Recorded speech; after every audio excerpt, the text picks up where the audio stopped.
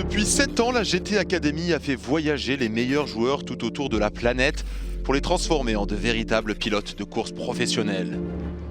Les vainqueurs sont passés du virtuel à la réalité, s'engageant dans des épreuves aux quatre coins de la planète, montant sur la podium des courses les plus prestigieuses qu'ils soient. Cette expérience est devenue le programme de développement de pilotes le plus innovant du monde. Des candidats de plus de 30 nationalités se sont présentés. Il y a eu des erreurs, des sorties de route, des défaillances. Pour chaque podium, il y a eu des abandons. Tous les vainqueurs de la GT Academy n'ont pas atteint le Graal. Cette année, pour être sûr de leur réussite, la GT Academy retourne aux sources.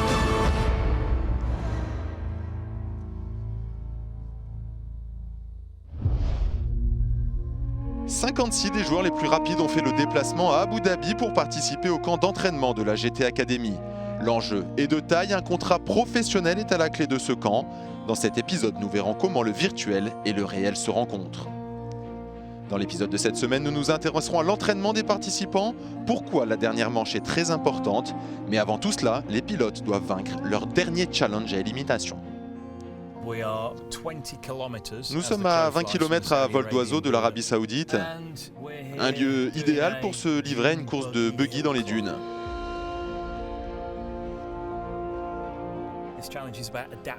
Ce challenge demande de l'adaptabilité. Ils devront rechercher de la vitesse à bord de leur buggy, du mieux qu'ils peuvent, comme le terrain change tout le temps. Les dunes sont imprévisibles et bougent quand vous êtes dessus. C'est un endroit incroyable et les pilotes doivent être concentrés. Nous les lançons dans leur buggy et après ils ont les commandes. S'ils accélèrent trop fort, ils sont hors jeu. On peut dire qu'ils sont dans une zone dangereuse. Ce sera sans nul doute une belle expérience pour les participants et ils devront s'adapter rapidement. Mais la team du Benelux a un avantage, ils pourront s'appuyer sur les qualités en la matière de leur tout nouveau mentor. Tim Coronel est un champion ayant pris part au Dakar. Il a participé à de nombreuses fois dans les dunes, donc plus aucun secret pour lui. C'est sûr, il sera de bons conseils. Vous devez sentir l'adhérence, comment franchir les dunes. Bien sûr, vous pouvez mettre plein gaz, mais bon, ça aussi, vous pouvez vous embourber. Tout comme vous pouvez rester sur le sable, donc c'est juste pour voir s'ils sentent bien l'adhérence. Ça se joue sur la rapidité de la prise de décision. Vous devez savoir où il y a une meilleure prise, voir comment ils prendront la décision et surtout la prendre rapidement. Car si vous êtes en retard ou au mauvais endroit, vous perdez beaucoup de temps. Si vous êtes assez intelligent, vous n'empruntez pas les mêmes traces que vos prédécesseurs. Vous faites vos propres traces. Il faut chercher un sable nouveau parce qu'il change partout. Si beaucoup de pilotes passent au même endroit, alors ils bloquent. C'est l'heure du challenge, de l'affrontement. Ils vont partir un par un et le plus lent rentrera chez lui. Ok Kevin, c'est à vous de commencer. Au départ, vous devez bien sentir l'adhérence parce que quand vous accélérez, vous pouvez vous embourber. Nous avons quelques sauts et ça c'est toujours bien. Et nous avons 2 grosses dunes à grimper. Alors prenez le meilleur chemin, la bonne direction.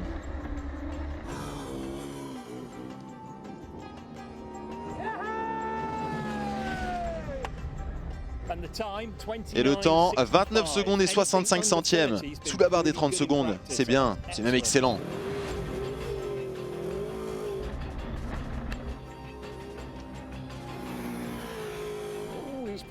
Oh, il pousse, il pousse. Waouh, en sideway. Le centre de gravité de ces buggy les pousse à s'enlisser. Ils se retrouvent sur 2 roues et continuent de creuser. Et quand vous parvenez à sortir de votre trou et à remonter la pente, vous ressemblez à une fourmi asthmatique. Vous pouvez le voir, il manque vraiment de dynamisme.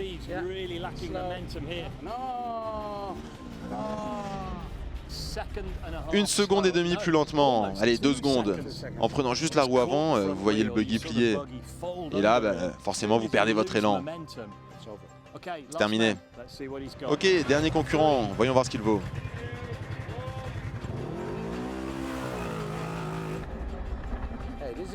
Ouais, c'est un bon départ, très agressif. Vous entendez? Ça a l'air très bon. Ouais, excellent. Oh, attention, ça risque de lui coûter du temps là dans le dernier secteur.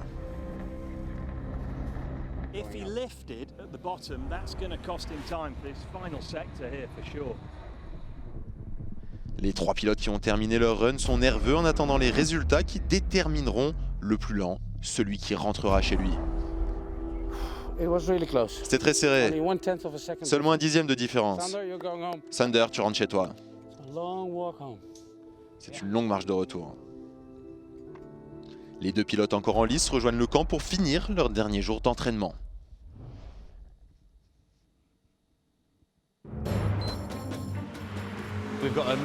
Nous avons un mélange de challenge, ce qu'il se passe en coulisses, loin des caméras, où nous continuons de former les pilotes pour développer leurs aptitudes sur la piste. Nos pilotes s'entraînent, sont coachés, et c'est vital dans notre processus, et cela pour choisir le vainqueur. Tous les gars sont surveillés pour qu'on analyse chaque détail, leurs attitudes sont surveillées. Tous les challenges sont extrêmement importants. Pour trouver le bon gars, nous avons besoin de combiner tous les éléments. En plus des courses de la semaine, les participants sont testés sur une variété de véhicules.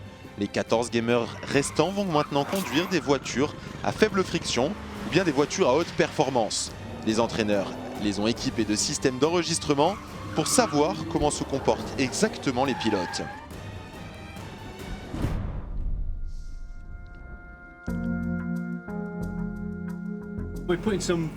Nous avons installé le système vidéo V-Box dans chaque voiture, de manière à accompagner les pilotes sur la piste, qu'ils aient les meilleures sensations de leur conduite.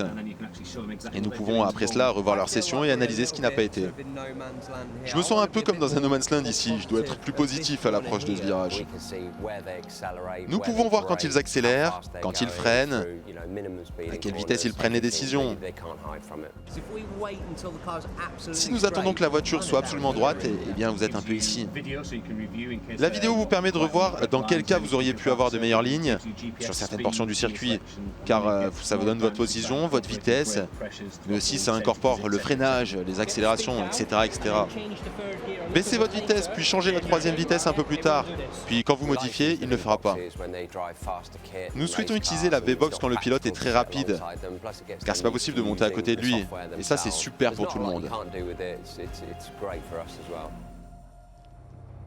Les participants sont prêts pour commencer leur dernière et plus importante session d'entraînement à Yas Marina. Toute la semaine, les coachs ont noté la progression de chacun et c'est leur ultime chance de montrer ce qu'ils ont appris et développé ici. Aujourd'hui se déroule le dernier entraînement qui leur donne l'opportunité d'engranger des tours de circuit et surtout de mesurer leur progression avec la télémétrie après la course et tout ça en vue du tour final. C'est la dernière opportunité pour les gars d'être plus rapides sur la piste. Ils vont conduire toute la matinée dans 3 voitures avec soit leur instructeur, soit leur mentor. Tout au long de la semaine, les entraîneurs ont travaillé sur différentes techniques de conduite avec les pilotes. Pour cette dernière séance, ils se concentrent sur la régularité des conducteurs. Mais les gars connaissent bien le circuit, alors nous essayons de tester leur consistance. Ce qui est très important dans une course, c'est une chose de faire un tour rapide, mais c'en est une autre de les enchaîner. Les entraîneurs veulent que les gamers fassent un tour rapide pour enregistrer leur temps, qui sera après leur objectif. Bien, bien, tout en puissance, proche de la bordure et élargi, large, garde-le, garde-le. Bien, pousse la voiture. Go, c'est le premier. Allez. Allez, régime maximal. Avant la course finale qui approche, les entraîneurs sont désireux de faire en sorte que les pilotes absorbent au mieux leurs derniers conseils. Qu'est-ce que nous avons fait les 2 premiers tours? Je vous ai dit que si vous lâchez les freins, vous pourrez tourner. Si vous restez sur les freins, vous irez de l'avant. Allez, écoutez vos pneus et surtout les sensations. Vous voyez ce que je veux dire? Vous voyez vraiment ce que je veux dire? Ok. Les pilotes essayent d'utiliser au maximum chacun des tours pour améliorer leur temps, mais les entraîneurs utilisent eux les données enregistrées tout au long de la semaine pour noter leur progression. Et un grand progrès ne signifie pas qu'il s'agit du meilleur pilote sur la piste. La majorité a trouvé une certaine vitesse de tour. Certains ont amélioré de plus d'1 seconde leur temps, ce qui est très impressionnant. Certains de ces gains de temps ou ces absences de gains ont été assez surprenants. Mais quand vous regardez vraiment l'expérience de certains d'entre eux, il semble que les pilotes les moins expérimentés ont davantage appris. Leur taux de progression a été beaucoup plus élevé. Ça ne signifie pas qu'ils sont de meilleurs conducteurs parce qu'ils se sont améliorés plus rapidement. Ils ont juste eu plus à apprendre. Pour aider les mentors et les pilotes à analyser leurs données, l'ingénieur de l'écurie de Formule 1 Red Bull et le directeur technique, Adrian Newey, étudient également les temps avant l'ultime séance. Bien sûr, l'une des choses qu'ils n'ont pas rencontrées dans le monde du jeu, c'est d'analyser des données et de les superposer à leurs compatriotes afin qu'ils puissent voir où ils sont les plus rapides et aussi où ils sont lents. Les progrès ici aujourd'hui ont été très bons. Ils analysent ce qu'ils font et les joueurs interagissent avec une véritable légende du monde de la course automobile. C'est tout simplement fantastique. Les vastes connaissances qu'il a des pilotes, spécialement le gratin d'entre eux, est assez incroyable. Pour moi, l'un des attributs clés pour un pilote est toujours la capacité de décrire ce que fait la voiture, où ils sentent qu'ils peuvent gagner du temps en améliorant l'équilibre. Et bien sûr, de travailler aussi avec l'ingénieur pour voir comment ils peuvent améliorer leur conduite, encore et toujours, et de traduire cela sur la piste. Pas se contenter d'écouter, mais aussi de le faire. Avec les derniers conseils d'une légende de la F1, l'entraînement des pilotes touche à sa fin ici à Abu Dhabi. Ils doivent maintenant tout ce qu'ils ont appris au camp. Les pilotes doivent maintenant prouver qu'ils méritent leur place à la dernière course de la GT Academy. Rendez-vous la semaine prochaine pour savoir qui participera à la finale et surtout qui remportera la GT Academy 2015.